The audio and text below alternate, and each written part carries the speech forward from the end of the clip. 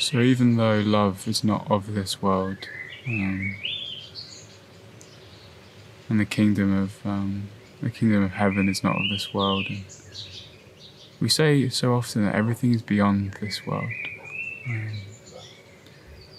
The heart is beyond this world. Love is. It's really the collapse of this dream.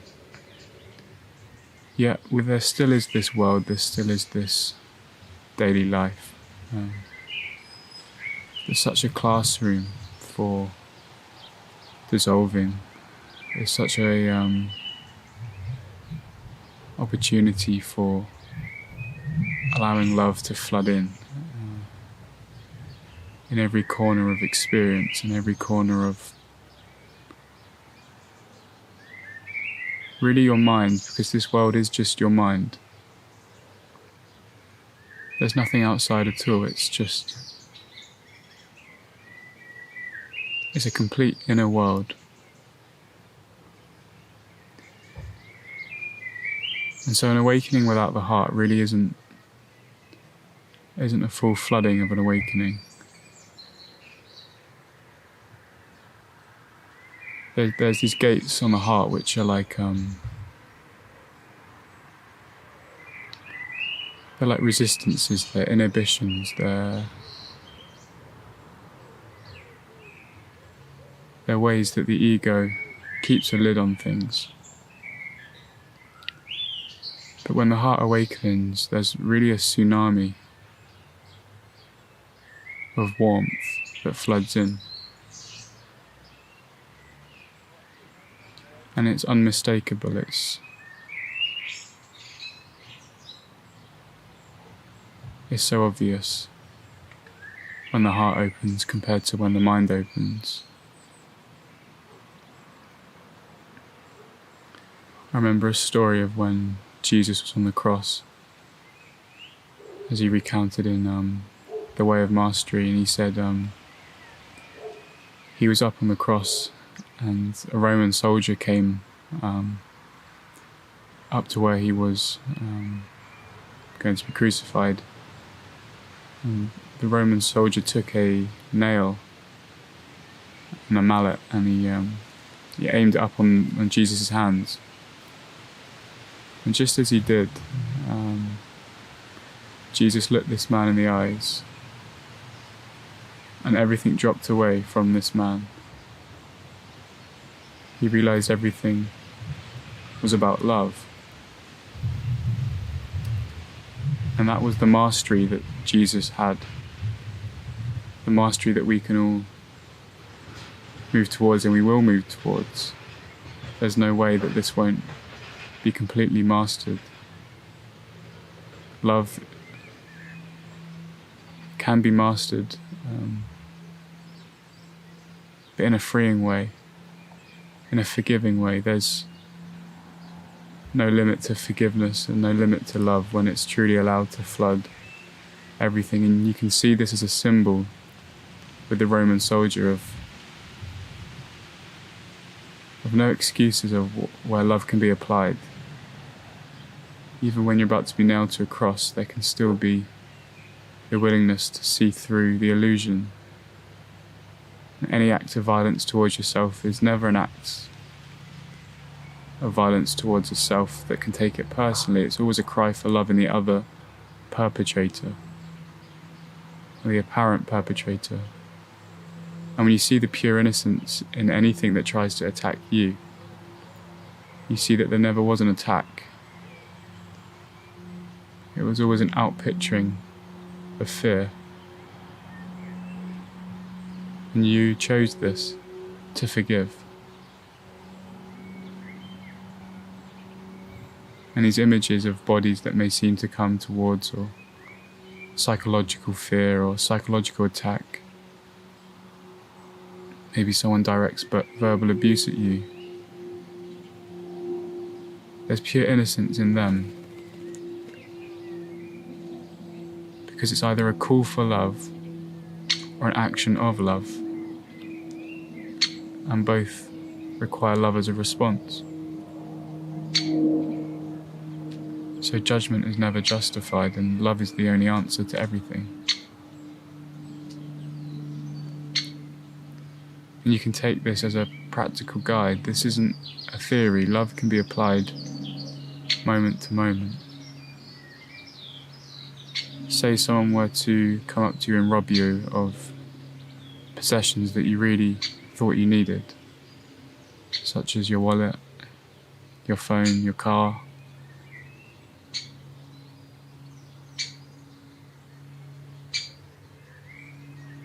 Maybe everything you own.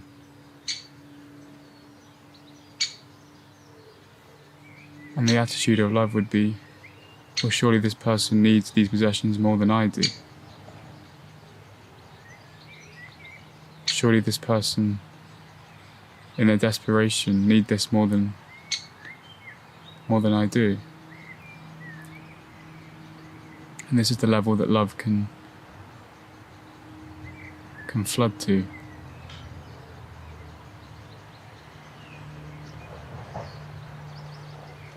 Love can really take over everything and flood every action you have until it overrides everything. And every opportunity, every relationship, every interaction is so ripe to choose that love each time. And it's the most powerful force of all for awakening. It's often overlooked as too simple because we're used to fake compassion, we're used to false empathy.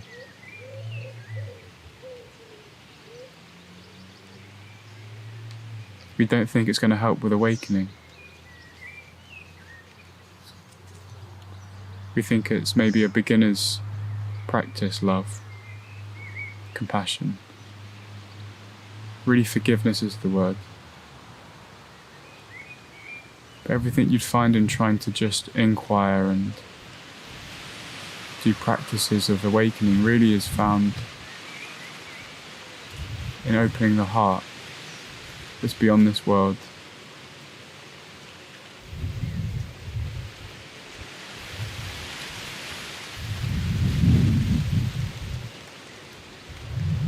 Everyone you meet is like an ancient friend.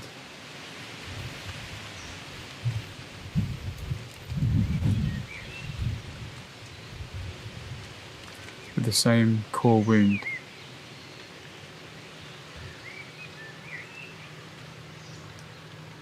And when you see this, there's just compassion. There can't be judgment when you see that so clearly, that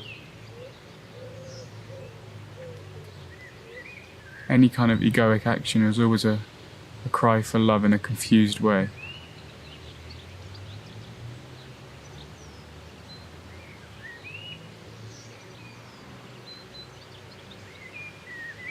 And the heart opens and opens, and it's like light is seen everywhere.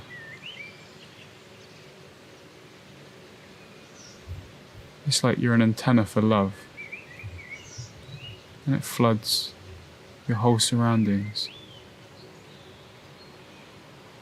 And the dream is just seen to be a dream, over and over again, repetitiously. But without love, it keeps its realness, it keeps its solidity. Love is the ultimate solvent, the ultimate facilitator of seeing through reality.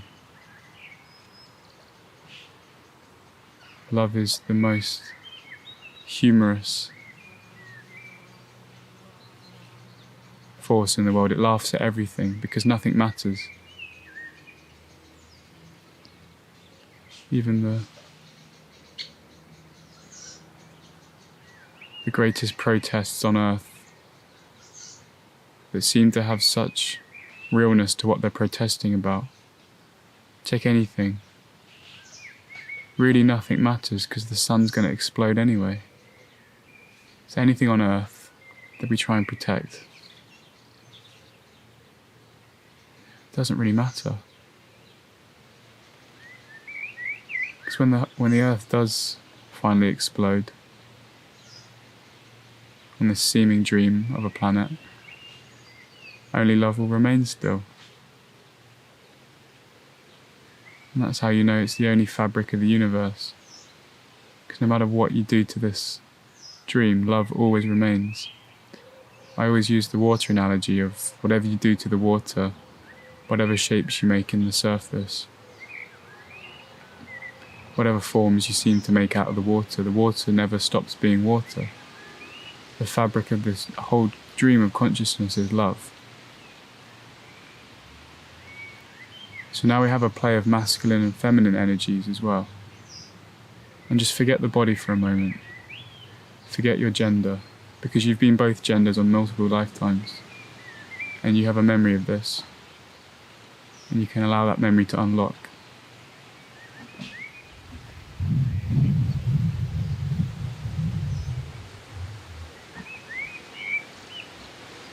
And so it's just masculine and feminine energies.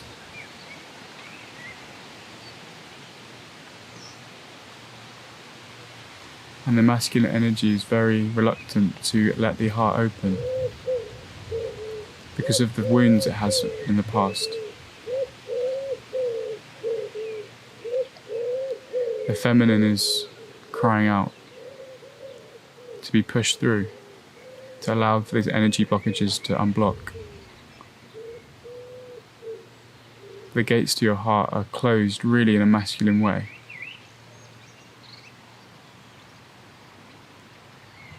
It's really the female energy that is driving awakening.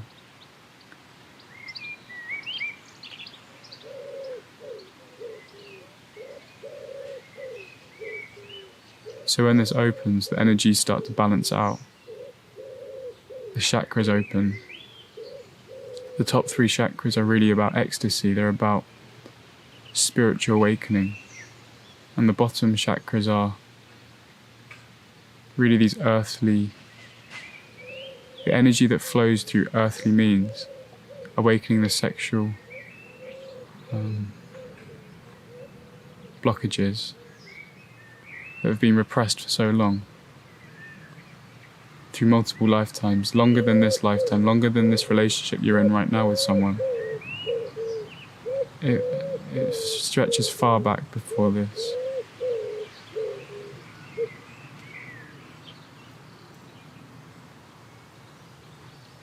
And don't get put off with time. Time is indeed simultaneous, it's a complete fabrication of mind, yet still we have this paradox of past lives that builds up this energetic condensation. It builds up a real validity to experiencing and repression and blocked energy chakras. And it feels so real.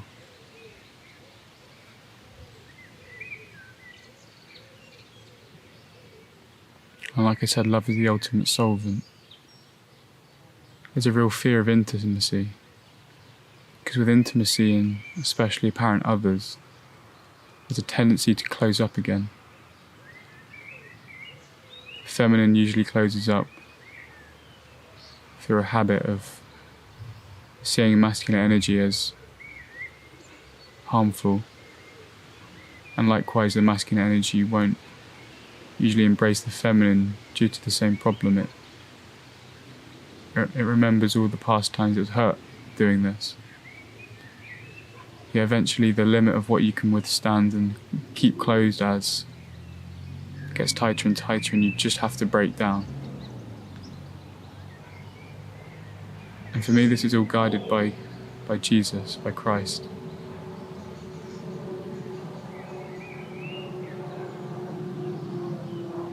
It's pure guidance of love. And it's not faith, it's not even a blindness, it's blind faith is not the word. It's a complete seeing of what they're saying as true. Moment to moment it's experience. There's never a leap of faith that isn't seen. There's never a letting go that isn't rich in insight. Nothing is believed or even trusted. Trust is a word that can be used, but it's there's a solidity to love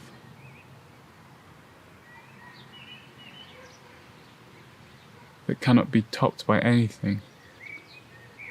This world becomes so claustrophobic in what it offers compared to love. And when you listen to that guidance, it's always there. Listening to guidance is such a skill.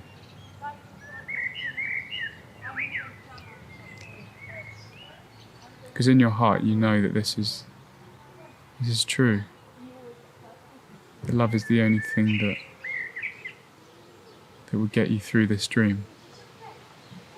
And the whole dream collapses within on itself.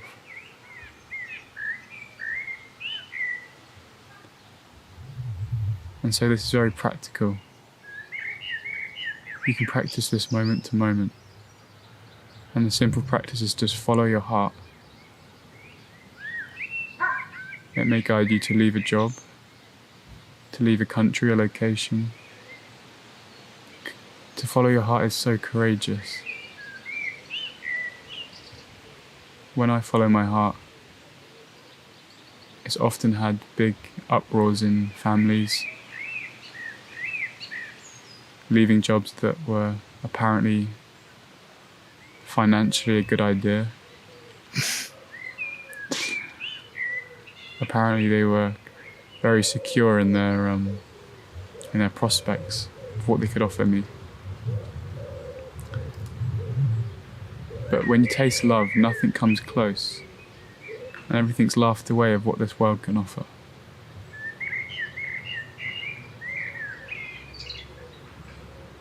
So there's a fearlessness that grows in the heart. So when you trust the heart, there's nothing to fear. Because like I said, this heart is not of this world. And so anything of this world cannot really touch you. Because it would just be touching a thought, it would be touching an idea of who you are.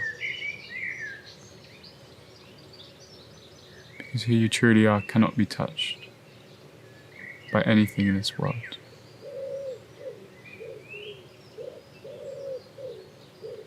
And love knows that.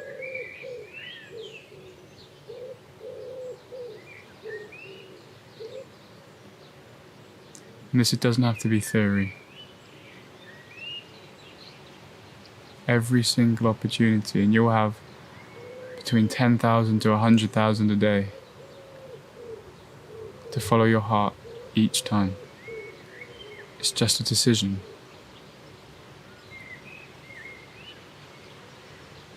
And you start to trust it more and more. Deeper and deeper is the words. So deeply, in fact, that it becomes your compass.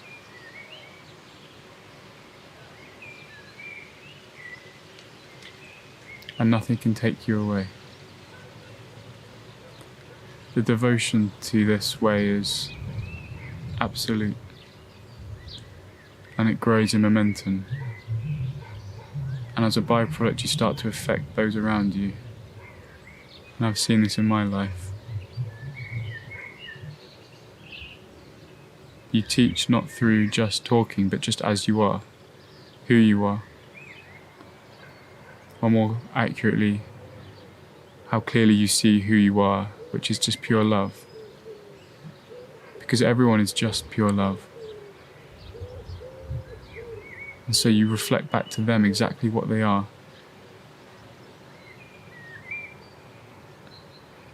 And the confusion here is that you'd think everyone would respond well to this. But not many people like looking in the mirror. Even if you don't say anything, just your presence will conjure up this illusion to be looked at from others. And so you'll find quite a lot of friction wherever you go.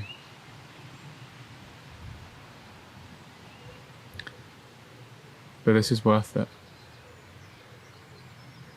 Don't play small for a world that isn't willing to look into your light. Nobody wins when you play small, except the ego. The ego has an addiction to this smallness.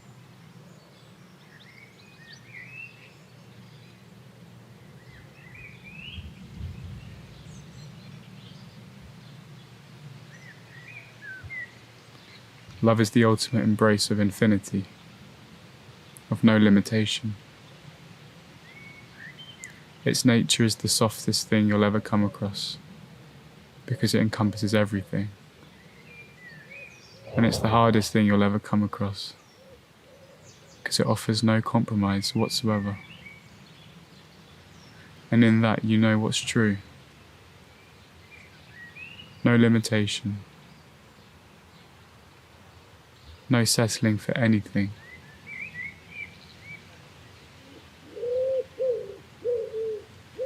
And those with ears to hear, they will hear. Even if the verbal message isn't understood, it's really a feeling, an energy. When I look into someone's eyes, everything drops away. Space, time, bodies. Bodies are the ultimate blockages to eternity. They're the ultimate fixations of mind that guard the gates of the heart. They're the ultimate addiction. As Jesus said, the only temptation is identification with the body. And his message was so lost in translation. He came too early. But someone had to come.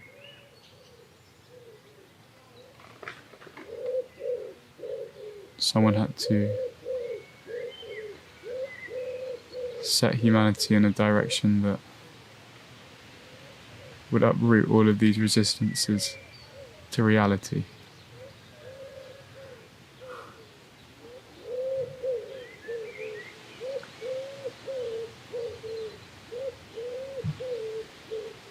So there is a way home, and it's straight ahead. It's a very uncompromising direction. So if your mind's awoken and things are clear in the mind intellectually, just know that the heart has such a capacity to flood open. And there's traits and there's signs that the heart opens, and this is when you lose the ability to judge others, you lose the ability to have any kind of grudges. You see it so clearly that it's a projection in your mind, and everything is calling out for you to stop resisting it and to see it as yourself.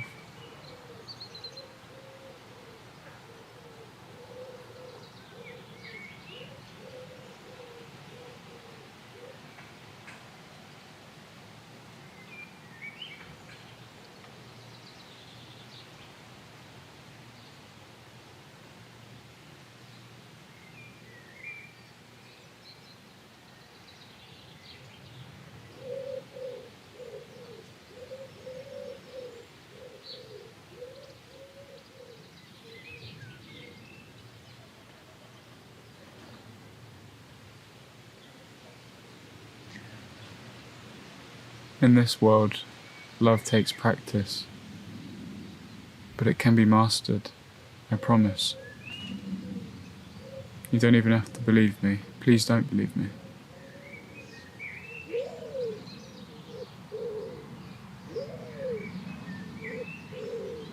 You start to notice the sweetness of the honey of forgiveness and love, and you don't need a reason why now to forgive or to love. You do it because you know that giving is receiving.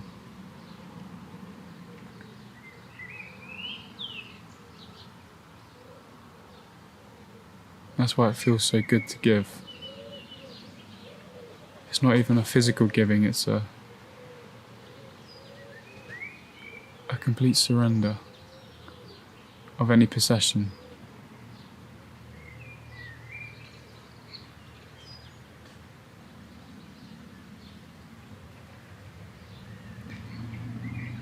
To give between bodies would just be illusory, but to see through the body is the ultimate giving.